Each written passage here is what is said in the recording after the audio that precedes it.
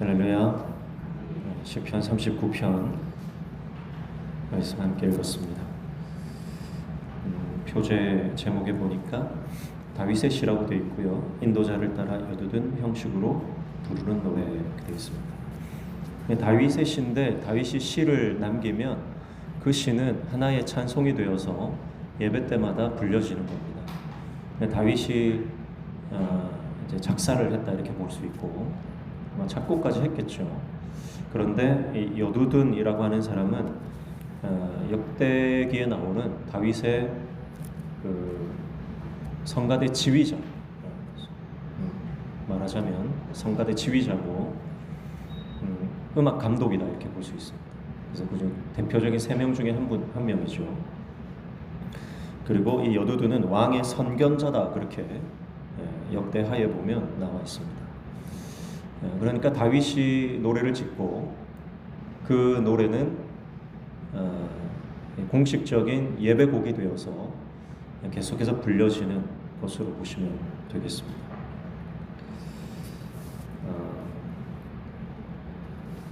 좋은 찬송들이 참 많잖아요. 특별히 기름 부음이 있는 그런 찬송들이 참 많이 있는데 찬송을 부르다가 은혜를 받고 또 찬송 가운데서 하나님 역사하시기도 하고 찬송할 때 마귀가 떠나가기도 합니다. 그런 찬송들은 우리 찬송가에도 많이 들어있고 복음성가라고 말하는 그런 찬송들 중에도 좋은 찬송들이 많이 있습니다. 능력만 된다면 우리도 그런 찬송을 작사 작곡하면 참 좋겠다 그런 생각이 들고 어쨌든 좋은 찬송을 많이 부르십시오. 찬송을 많이 부르면 찬송 가운데 하나님 나라가 임할 줄로 믿습니다. 하나님 나라가 임하면 마귀가 떠나갑니다. 마귀가 떠나간 그 자리에는 하나님의 성령의 회복의 역사가 일어날 것이고 그래서 우리가 늘 세상 노래보다는 세상 노래는 사실은 감정을 건드리지만 찬송은 우리의 영을 건드리고 우리의 삶을 건드립니다. 그래서 생명이 있고 능력이 있어요. 왜냐하면 기름 부으심이 있기 때문에 그렇습니다.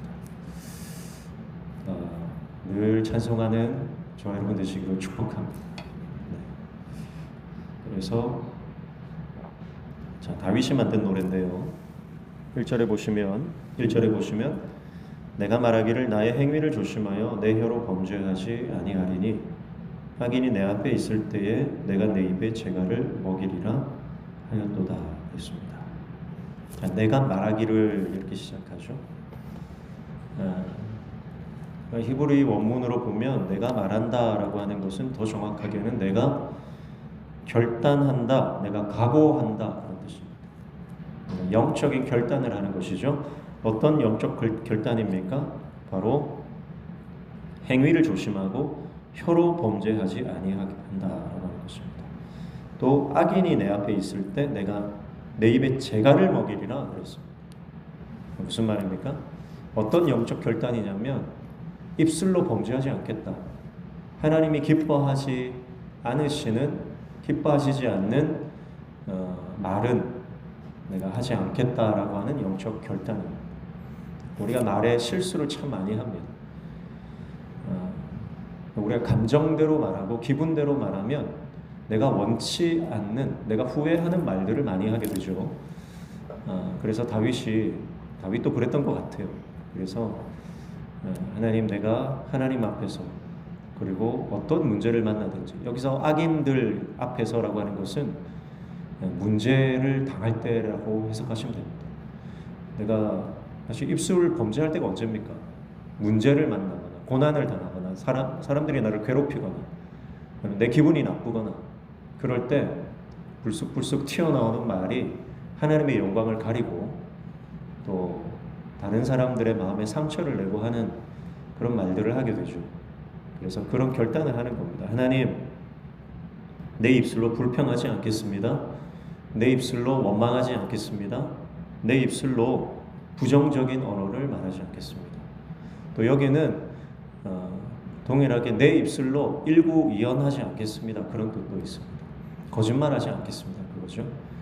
예. 그래서 하나님이 주신 입술을 통해서 범죄하지 않겠다. 이것은 다시 적극적으로 말하면 늘 하나님께 감사하고 늘 찬송하는 입술이 되겠다라고 하는 결단이 되기도 하는 것이죠. 그러니까 하나님 앞에서 불평과 원망, 부정적인 언어에 대한 침묵 선언, 무건의 맹세라고 볼 수가 있겠습니다. 이게 1절의 다윗의 결단이고요. 2절에도 그렇게 말하죠. 내가 잠잠하여 선한 말도 하지 아니하니 나의 근심이 더 심하도다 그랬습니다. 자, 선한 말이라도 하지 않겠다. 자, 그러니까 문제 앞에서 내가 어떤 말도 하지 않겠다. 물론 이 굉장히 좀 난해한 말씀인데 이게 선한 말이 아니라 이것이 선하지 않다 뭐 이렇게 해석하시는 분들도 있더라고요. 그런데 문맥상으로 보면 말이 안 통하는 사람이 있잖아요. 말을 잘한다고 해서 말로 해결되는 것은 없다는 겁니다. 어떤 문제를 만나든지 영적인 것은 내가 말 잘한다고 해결되는 게 아니고 본질적으로 이건 영적인 문제다. 그래서 내가 어떤 좋은 말을 해서 그 사람을 구슬려서 아니면 상황을 어떤 언변을 통해서 내가 통과하지 않겠다라고 하는 것으로 볼 수가 있겠습니다. 그러니까 어떤 종류의 말도 하나님 앞에서 하지 않고 문제 앞에서 내 지혜나 내 경험으로 말하지 않겠다. 그렇게 결단하는 거죠. 나의 근심이 더 심하다. 근심이 더 심하다. 이건 속이 막 끓는다는 뜻이거든요. 그러니까 내가 아무리 기분이 나빠도 그 기분대로 내가 말로 쏟아내지 않겠다라고 하는 것입니다. 1절과 2절은 대적 앞에서, 문제 앞에서 내가 불평하거나 인간의 말로 그 상황들을 돌파하려고 시도하지 않겠다라고 하는 믿음의 결단으로 보여집니다. 자, 그런데 3절을 보시면 내 마음이 내 속에서 뜨거워서 작은 소리로 읊조릴 때에 부르붙으니 나의 혀로 말하기를 그랬습니다. 자, 지금 작은 소리로 읊조린다라고 하는 것은 하나님 말씀을 묵상한다는 뜻이잖아요. 그러니까 지금 내 속이 막 끓고 있는데 막 기분이 너무 안 좋은데 하나님 말씀 앞에 가서 말씀을 묵상하겠다는 겁니다. 그러면서 내 혀로 말하겠다는 거죠. 1절, 2절에서 말 안 한다고 했는데 3절에 가니까 말을 하겠다는 거예요. 4절에 보면 누구에게 말한다는 거죠? 같이 읽습니다. 시작. 여호와여 나의 종말과 연한이 언제까지인지 알게 하사 내가 나의 연약함을 알게 하소서. 누구에게 말하죠? 여호와 하나님께 말하겠다는 겁니다. 그러니까 1절과 2절은 내가 모든 문제 앞에서 대적 앞에서 내가 그 어떤 말로도 범죄하지 않겠다. 그러나 3절과 4절에 보니까 하나님 앞에 가서 쏟아내겠다. 그렇게 말을 하고 있습니다.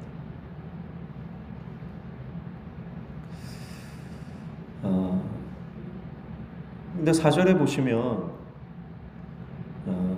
마지막에 보면 내가 나의 연약함을 알게 하소서 그랬습니다.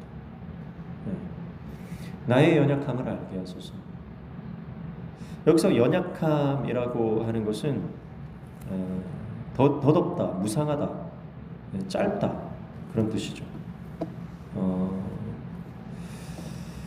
그래서 시간적으로 굉장히 우리의 인생이 길지 않다, 시간적으로 짧다.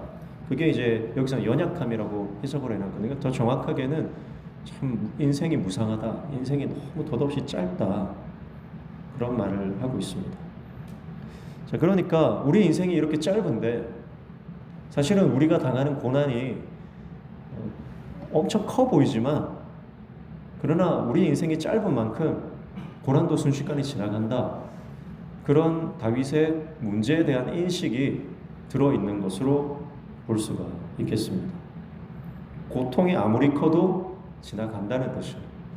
고난이 아무리 거대해도 그 고난도 결국은 지나간다. 그렇게 다윗이 고백하는 겁니다. 그러면 짧다고 하는데 얼마나 짧으냐? 그게 5절이죠. 5절 같이 읽어볼까요?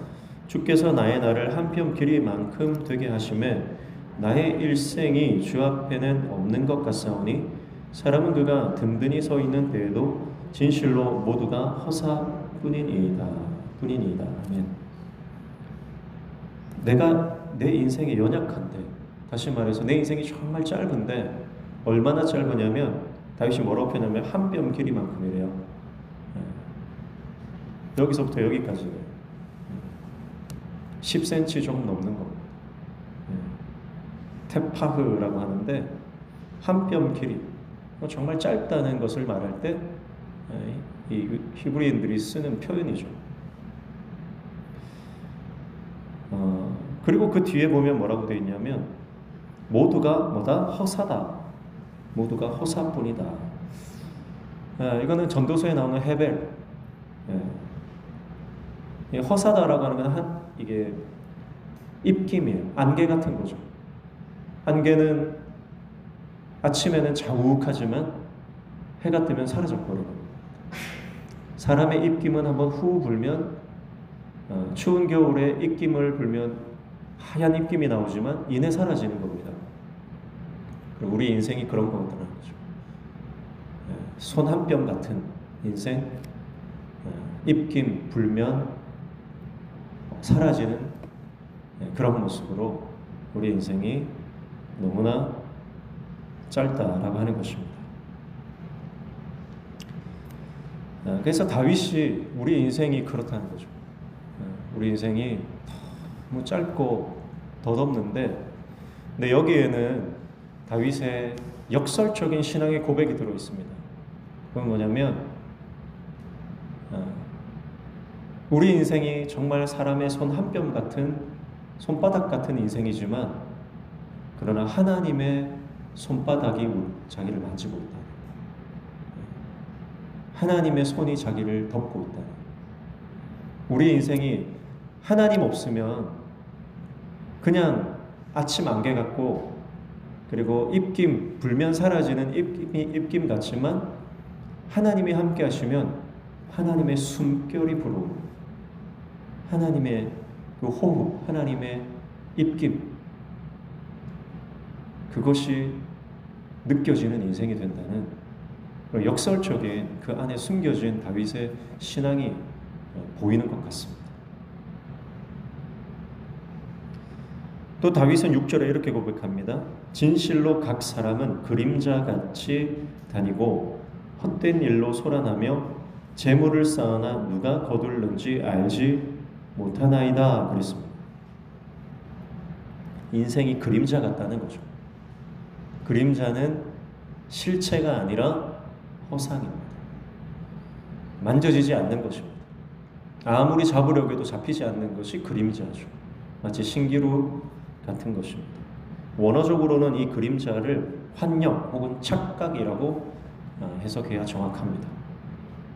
여러분, 우리는 인생을 착각하고 살아갑니다. 어떤 착각을 하냐면 내가 벌면 그만큼 내가 가질 수 있다고 착각하고, 내가 열심히 살면 열심히 산 만큼 내가 이룰 수 있다고 착각하고 살아가는 거예요. 근데 그렇지 않다는 거예요. 어떤 착각? 그 6절, 5절, 6절이죠. 6절 뒤에 보면 뭐라고 되어 있습니까? 재물을 쌓으나 누가 거둘는지 알지 못하나이다 그랬잖아요.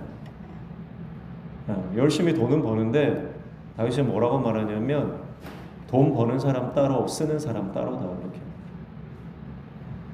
그게 인생이다. 그러니까 착각하지 마라.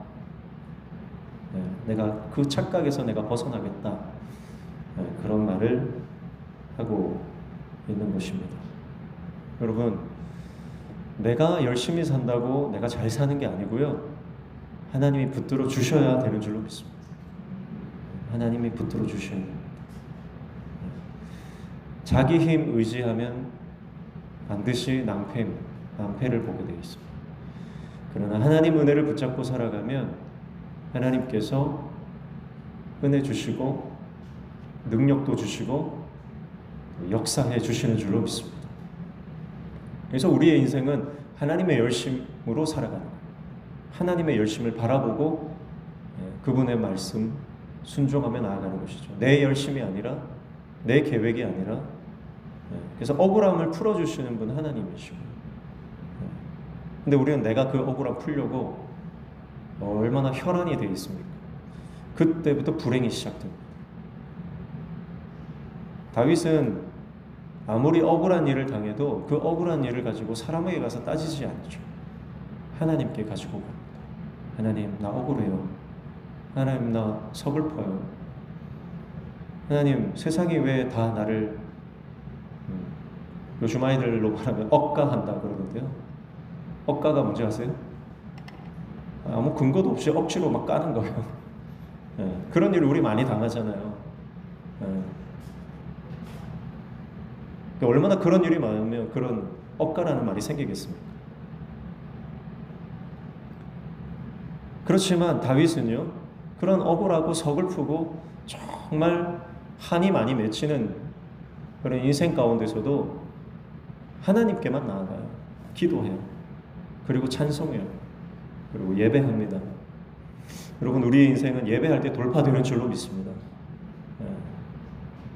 이 사람 저 사람 찾아다닌다고 우리의 인생이 돌파되는 것이 아니라 하나님께 나아가 예배할 때 막힌 문들이 열리는 것입니다. 그래서 방금 5절에 표현하듯이 하나님의 손과 하나님의 입김이 있는 인생이 됩니다. 하나님의 손찌문이 묻은 인생, 하나님의 숨결이 불어오는 인생이 되어야 됩니다. 그렇지 않으면 우리 인생은 정말 사람의 손바닥 같은 인생에 불과한 것이고, 정말 아침 안개 같은 인생이 될 수밖에 없는 것입니다. 그래서 그런 인생을 표현할 때 헛된 일로 소란한 인생이라고 표현하는 거예요. 6절에 헛된 일로 소란한다. 그러니까 우리가 열심히 사는데 따지고 보니까 헛된 거예요. 얼마나 불행한 인생입니까? 이 사람 저 사람, 이 일 저 일 정말 바쁘게, 정말 현대인들이 얼마나 바쁩니까? 눈코 뜰 새 없이 바쁜데 인생을 마감할 때 보면 정말 헛된 일로 내가 바빴구나, 내가 인생을 헛살았구나, 그렇게 깨달아진다면 그의 인생은 참 불행한 인생이 될 것입니다. 오늘 저와 여러분의 인생이 하나님께 맡기고 주님과 동행하는 인생 되시기를 축복합니다. 그래서 7절에 이렇게 다윗은 믿음으로 선포하죠. 7절 같이 읽습니다. 주여, 이제 내가 무엇을 바라리요? 나의 소망은 주께 있나이다. 아멘. 주님만이 소망이다. 주님만이 소망인 줄로 믿습니다. 주님만이 우리의 소망입니다. 소망이라는 이 말은 기다린다는 뜻입니다. 구약적인 원어적인 개념은 소망이라는 말은 기다리는 거예요.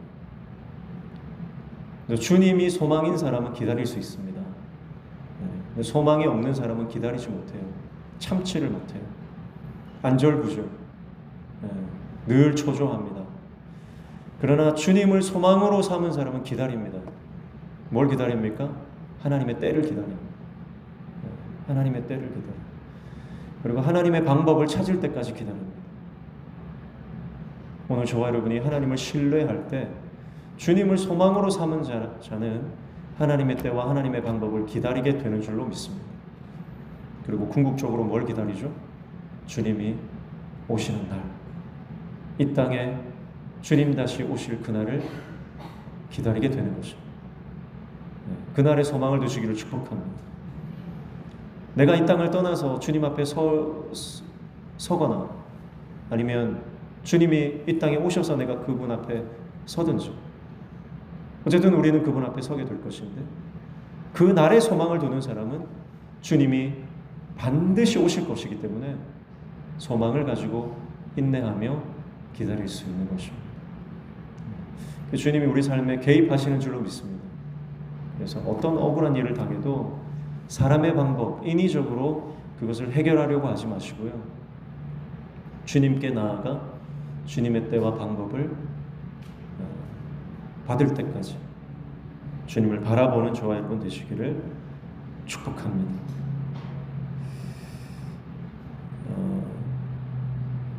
8절에 보시면 나를 모든 죄에서 건지시며 우매한 자에게서 욕을 당하지 아니하게 하소서, 이렇게 말하죠. 그래서 하나님이 우리의 소망인데, 하나님은 우리의 우매한 자에게서 욕을 당하지 않게 하소서. 이거는 실질적인 삶의 문제죠. 고난과 문제를 말하는데 그것을 하나님께서 돌파하게 해주신다라는 말씀인데, 그 앞에 나오는 것은 모든 죄에서 건지신다라고 하는 것은 하나님께서 영적인, 이 죄는 영적인 거잖아요. 영적인, 가장 본질적인 것은 바로 영적인 문제거든요. 영적인 문제를 먼저 해결해 주시고, 그리고 삶의 실제적인 문제에도 하나님이 해결해 주실 것이다 라고 하는 믿음입니다. 다윗의 우선순위는 뭐냐면 영적인 거예요. 눈에 보이는 가시적인 것, 눈에 보이는 실질적인 빙산의 일각으로 생각하고 그 밑에 깔려있는 영적인 문제를 먼저 해결하기를 원해요. 그래서 영적인 문제, 육적인 문제를 다 하나님께서 해결해 주시는 거예요. 세상에 유력한 사람들은 육적인 문제는 좀 해결해 줄 수 있겠지만 영적인 문제는 해결해 줄 수 없습니다. 영적인 문제를 해결해 주시는, 우리를 진정한 구원으로 우리에게 은혜를 베풀어 주시는 분은 오직 하나님 한 분이신 줄로 믿습니다.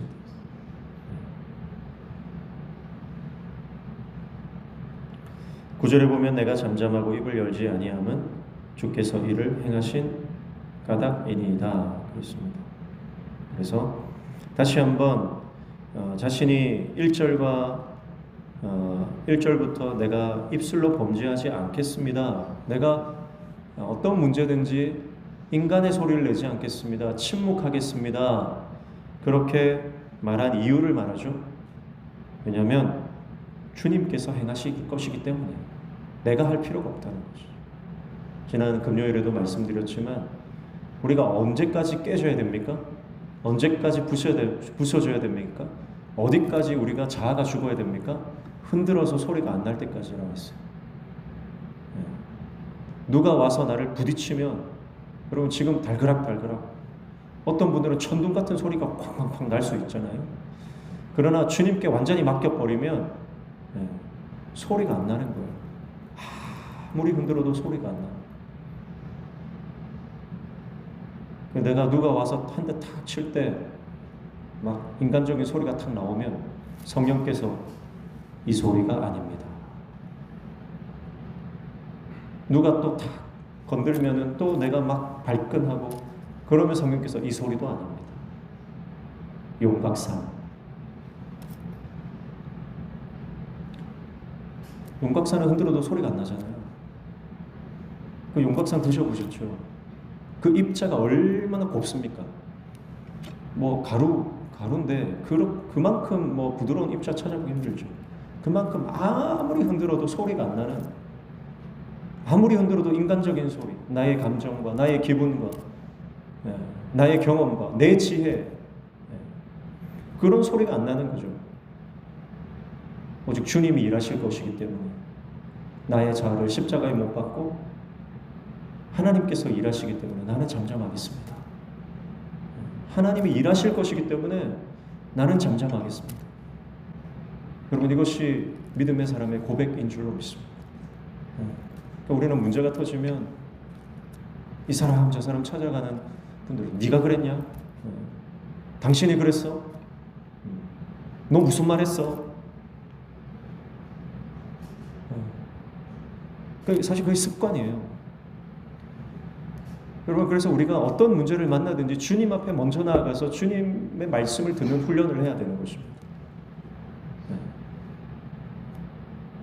그러니까 계속 우리가 사람의 소리에 집중하면요, 우리 마음이 병들어버려요. 마음의 힘이 근육이 쪼그라드는 거예요.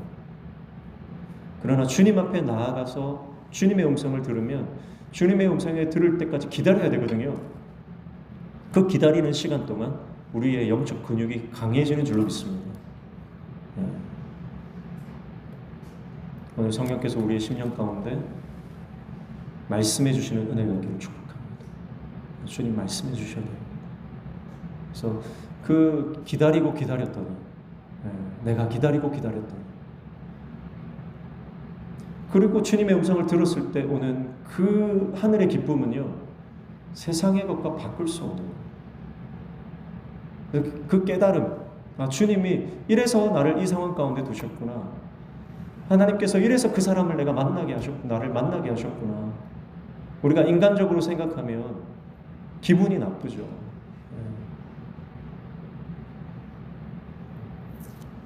상담하러 오시는 분들 대부분이 그래요.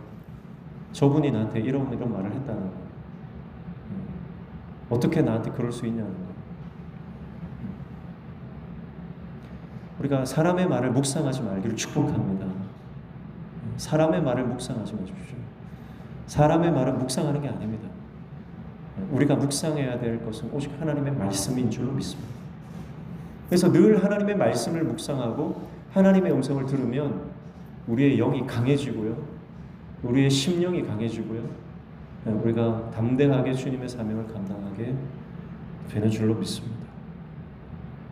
그래서 저도 사람의 말을 묵상 안 하려고 노력을 많이 하는데 훈련인 것 같아요. 훈련을 해야 돼요. 어쩔 때는 하루 종일 기분 나쁠 때가 있어요. 그 사람은 사실 별 생각 없이 별 뜻 없이 말했는데도 내가 그걸 크게 받는 거예요. 내가 그걸 크게 받아요. 크게 받을 필요가 없어요. 이 사람은 정말 아무 의미 없이 그냥 던진 말이에요. 의미로 따지자면 1이에요. 근데 내가 그걸 99로 받는 거예요.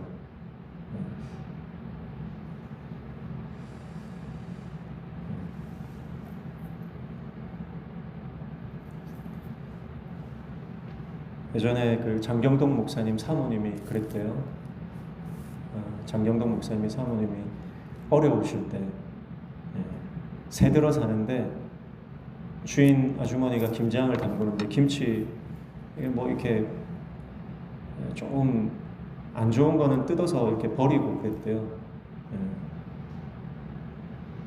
다 시들고 막 타고 막 이런 거는 배추 끝에 이렇게 좀 정리를 하나 봐요. 그렇습니까? 좀 아까워서 다 먹는지 모르겠는데. 그 뭐 하여튼 다 뜯어서 버리는 거를 사모님이 그걸 달라 그랬대요. 주인 아줌마한테. 주인 아줌마가 쓰레기 갖다 뭐 하려고 뭐 그랬대요. 그것 때문에 펑펑 울었다는 거예요. 펑펑 울었대요.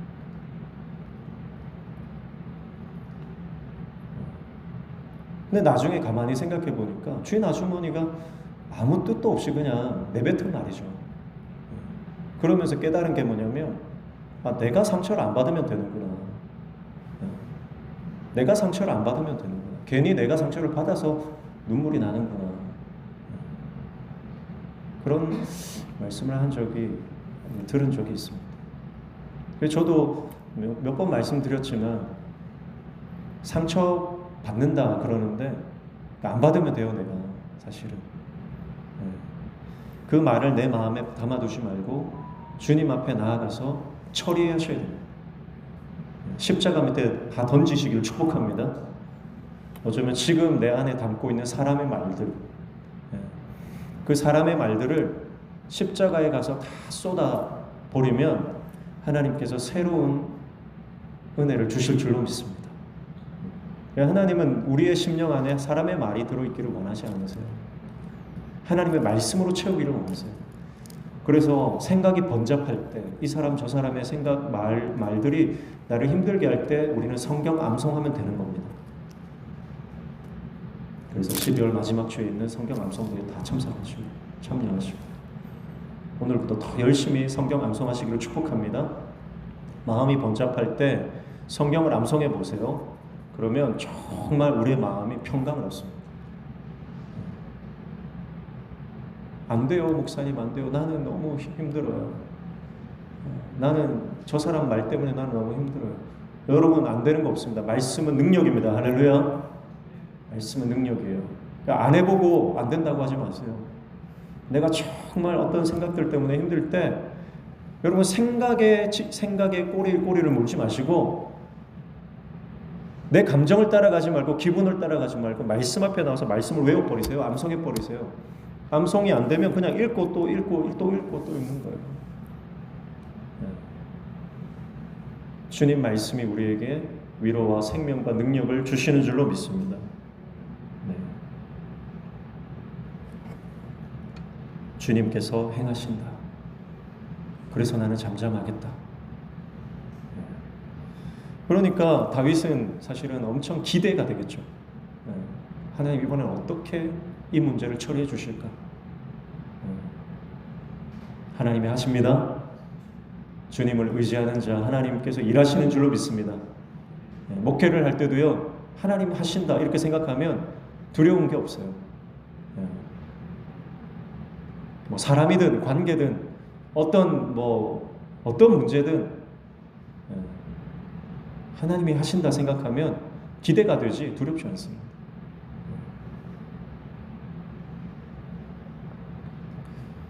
(10절) 보시면 주의 징벌을 나에게서 옮기소서 주의 손이 치심으로 내가 쇠망하였나이다 그렇게 말하죠. 치신다라고 하는 것은 하나님이 공격하신다, 내리친다 이런 의미인데 다윗의 전형적인 시편에 나오는 특징입니다. 어떤 문제든지 그건 하나님의 간섭이고 하나님이 개입하시고 하나님의 섭리 안에 있다는 믿음이죠. 그래서 또 자기 자신을 돌아보고 사실은 누군가 다른 사람의 문제가 아니라 내 문제입니다. 그래서 하나님과 관계를 다시 점검하는 거죠. 그건 다윗의 영성이고요. 그리고 11절 보시면 주께서 죄악을 책망하사 사람을 징계하실 때에 그 영화를 좀먹음같이 소멸하게 하시니 참으로 인생이란 모두 헛될 뿐이니이다 그랬습니다. 그래서 입술로 범죄할 수 없는 이유에 대해서 9절부터 11절까지 이제 말하는 겁니다. 철저히 나는 죄인입니다, 주님. 그래서 내가 말하면 나는 죄인이니까 내가 말하기 시작하면 죄가 더해진다 이 말이에요. 그러니까 나는 말하지 않고 주님의 행하신 것을 내가 기다리겠습니다. 그런 거죠. 그래서 회복은 언제 일어나면 주님 내가 죄인입니다. 주님 내가 잘못했습니다. 내가 누구와 싸웠어요. 누가 어떤 사람과 내가 어떤 분열이 일어나고 그 안에 갈등이 있어요. 근데 정말 하나님의 사람은 하나님 내가 죄인입니다. 내가 잘못한 것 주님 깨닫게 해주십시오. 그렇게 기도합니다. 문제를 자기에게서 찾는 자, 그게 하나님의 사람이고요. 문제를 상대방에게서 찾는 사람은 그래서 마귀가 그렇게 해요. 늘 정죄하고 비난하고 거짓말하는 거. 마귀의 전공이잖아요. 내가 누군가에게서 내가 아니라 상대가에게서 잘못을 찾고 정죄하고 있다 그러면 그래서 내가 악한 영의 지배하에 있다 그 말입니다.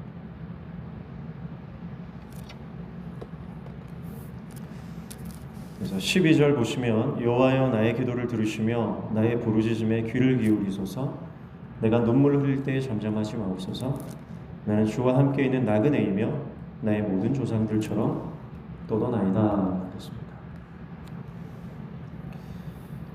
그래서 하나님 내 기도를 들어주십시오. 내 부르짖음에 귀를 기울여 주십시오. 이렇게 말하면서 또 눈물 흘릴 때 잠잠하지 마십시오. 이 세 가지는 같은 표현이죠. 하나님 앞에 간절히 눈물 흘리며 부르짖으며 하나님 앞에 기도할 때 하나님 내 기도를 잊지 말고 들어주세요.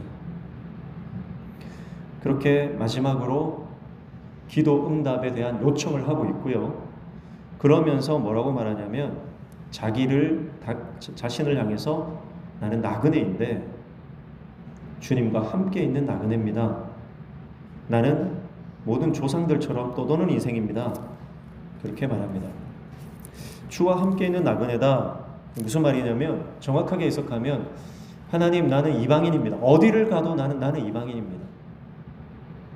어디를 가도 나는 아웃사이더입니다. 나는 주변인입니다. 나는 주류가 아니고 비주류입니다. 나는 어디를 가든 뭐 주목받는 인생이 아니라 주목받지 못하는 인생입니다. 하나님, 나는 어디를 가든 나는 정말 나그네처럼 살아가는 떠돌이와 같습니다.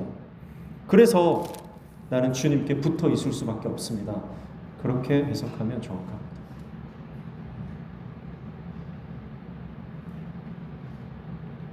다시 말하면 하나님, 주님이 나의 고향입니다. 그 말이에요. 주님이 나의 고향입니다. 내가 어느 땅을 가든, 내가 태어난 곳을 가도 내가 그곳을 고향이라고 인식하는 게 아니라 내가 안정감을 누리고, 고향, 시골 고향 하면 정감이 있고 푸근하고 뭔가 마음이 따뜻해지고 그런 이미지잖아요. 다윗은 그런 이 땅에 대한 고향의 개념이 없습니다. 다윗은 주님이 고향이에요. 주님 품이 그의 홈타운이다.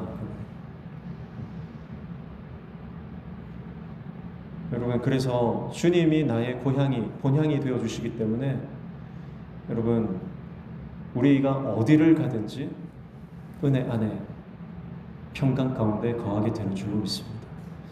어떤 낯선 곳을 가든, 어떤 두려운 길을 가든, 어떤 위험한 골짜기를 걸어가든 주님이 나와 함께 하심으로, 내 인생은 나그네와 같지만 그러나 주님이 함께 하심으로 나는 걱정이 없습니다. 그런 고백으로 살아가는 저와 여러분 되시기를 축복합니다.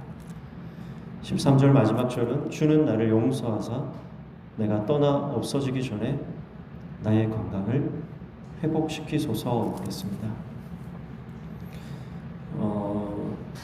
이 말씀 그대로 해석하면 다윗이 지금 아픈 것 같습니다. 건강상으로 몸이 좀 안 좋은 것 같습니다. 그런데 용서해 달라는 거예요. 조금 말이 안 맞죠. 제가 무슨 뜻일까 하고 찾아보니까 용서한다라고 하는 것은 바라본다는 뜻이래요. 눈을 돌려서 주목하는 겁니다. 그러니까 하나님, 나를 좀 바라봐 주세요. 주님, 내게 눈길을 좀 주세요. 그런 뜻이에요. 용서해 달라는 뜻이 그런 뜻입니다.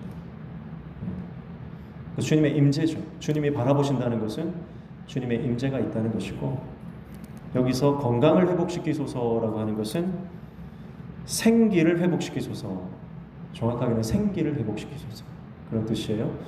그러니까 이것은 육신적인 건강이라기보다는 이 생기는 영적인 거죠. 그래서 주님의 임재 안에서 나의 영을 강하게 해주십시오. 그 고백을 하고 있는 것입니다. 언제까지요? 내가 떠나 없어지기 전에, 내가 이 땅에 있는 동안 날마다 내가 죽기 전까지 하나님, 나의 영을 강하게 해주십시오. 내가 날마다 영적으로 성장하게 해주십시오. 내가 하나님 믿음이 강해지게 해주십시오. 그런 요청을 하는 것입니다. 사실은 이게 진짜 복이죠. 영이 강한 사람 되시길 축복합니다. 우리가 인생을 살면 육신적인 건강은 갈수록 떨어질 수밖에 없습니다. 그게 하나님의 법칙입니다. 100세가 되었는데도 막 뛰어다니고 그럼 비정상이에요. 나이가 들면 몸이 약해지는 것이 당연한 것이죠. 그걸 받아들일 줄 아는 것이 지혜입니다. 그러나 반대로 영은 죽기 전까지 강해질 수 있다는 거예요.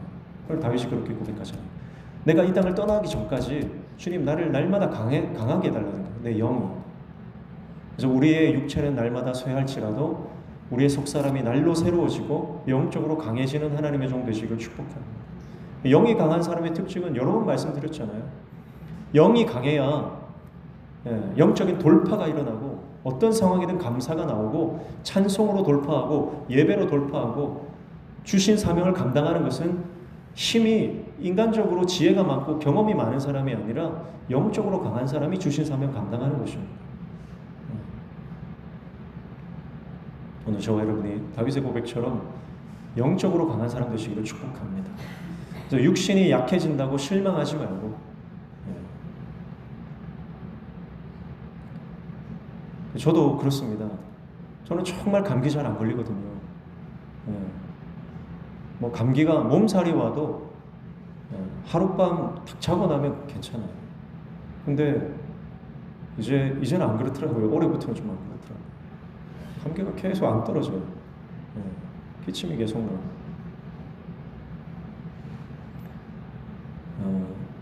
저기 이웃 교회에 제 선배, 고신대학교 선배 목사님이 저 태종대 쪽에 담임 목회를 하고 있는데 정말 열심히 하는 분이에요. 그분도. 제가 전도사 시절에도 그분 사역하는 데 가서 또 이렇게 같이 도와주기도 하고 그랬는데 그때도 열심히 하더니 지금도 열심히 하더라고요. 정말 열심히. 근데 몸에 병이 왔더라고요. 그분은 365일 24시간 기침을 해요. 설교하다가도 기침을 좀 듣기 거북할 만큼 기침이 계속 납니다. 근데 어느 날 목회를 너무 열심히 하다가 병이 와가지고 기침을 해요. 교회 성도들이 너무 이제 안타까우니까 뭐 보약도 갖다가 드리고 뭐 하는데도 안 나.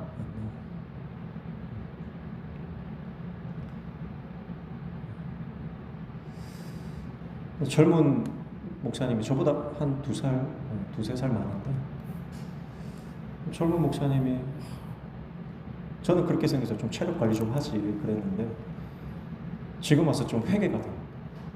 나도 그럴 수 있겠다. 나도 그럴 수 있겠다 생각이 들어요. 사람은 당해보지 못하면 이해를 못하는 거예요. 그래서 오늘도 제가 설교하러 올라오기 전에 정말 하나님께 기도했거든요. 하루 종일 기침이 나가지고 하나님 설교할 때는 주님 좀 붙잡아 주십시오. 여러분은 지금 기적의 현장을 맛보고 있는 것입니다. 육신이 쇠한 것에 대해서는 여러분 실망할 필요가 없습니다. 누구나 다 한 번 왔다 가는 인생이고 인생은 한 해 한 해 다른 거예요. 한 해 한 해 다른. 사실 어제 다르고 오늘 다른 것이 우리 인생. 그러나 우리가 다윗의 고백처럼 우리 영이 강해지고 영적으로 강한 인생이 될 때 우리는 육신이 약해도 주님의 사명을 감당하는 인생이 되는 줄 믿습니다. 그리고 우리는 언젠가 이 육신을 벗고 부활의 몸으로 주님 앞에 다시 서게 될 것이고요. 그때 우리는 가장 아름답고 가장 강력하고 가장 하나님이 기뻐하는 모습으로 변화되어서 하나님 나라로 가게 될 줄로 믿습니다. 그러니까 하나님은 우리에게 상급을 주신다 했는데 저는 그런 생각도 하거든요. 상급이 뭘까? 천국에 가는데 과연 상급이 뭘까? 근데 저는 개인적으로는요, 정말 천국에 상급을 많이 쌓은 분들은 더 예수님 닮은 그런 부활의 몸을 주시지 않을까. 이 땅에서 예수님의 성품을 담고 이 땅에서 예수님의 인격을 담고 이 땅에서 예수님처럼 살다 간 사람은 천국에서 정말 예수님의 형상을 가장 닮은 아름다운 모습으로 그 예수님과 함께 그 천국의 그 황금길을 거닐지 않을까 그런 생각을 하거든요. 여러분 천국 가면 서로 못 알아볼 수도 있습니다. 너무 예뻐가지고. 지금도 예쁘시지만 천국에 가면 더 예쁘고 더 멋진 우리 성도님들이 될 줄로 믿습니다. 그때 제가 못 알아보면 용서해 주십시오. 그리고 제가 누구누구 권사입니다. 제가 누구누구 집사입니다. 그러면 그럴 줄 알았다고. 내 이럴 줄 알았다. 우리 집사님, 우리 권사님, 우리 장로님은 정말 나 이럴 줄 알았습니다. 정말 예수님처럼 살다가 천국에 가서 예수님 닮은 이 모습을 보니까 이럴 줄 알았습니다. 그렇게 다 천국에서 만나기를 주님의 이름으로 축복합니다. 그래서 이 땅에 소망을 두지 말고 오늘 다윗의 고백처럼 내 소망은 주께 있습니다. 내 소망은 오직 하나님 나라에 있습니다. 내 소망은 오직 말씀에 있습니다. 내 소망은 주님과 함께 거닐 그 천국의 그 황금길에 있습니다. 그렇게 우리가 주위의 상황과 형편, 지금 살아가는 내 처지에 소망을 두지 마시고 주님이 우리를 붙들어 주실 주님께 소망을 두고 주님과 함께 나그네 인생, 이방인 된 인생이지만 나는 주님과 함께 걸어가겠습니다. 그 다윗의 고백처럼 오늘 저와 여러분이 날마다 새롭게 주님 앞에 변화되어져 하나님의 종 되시기를 주님의 이름으로 축복합니다. 찬송가 88장 우리 함께 찬양할까요?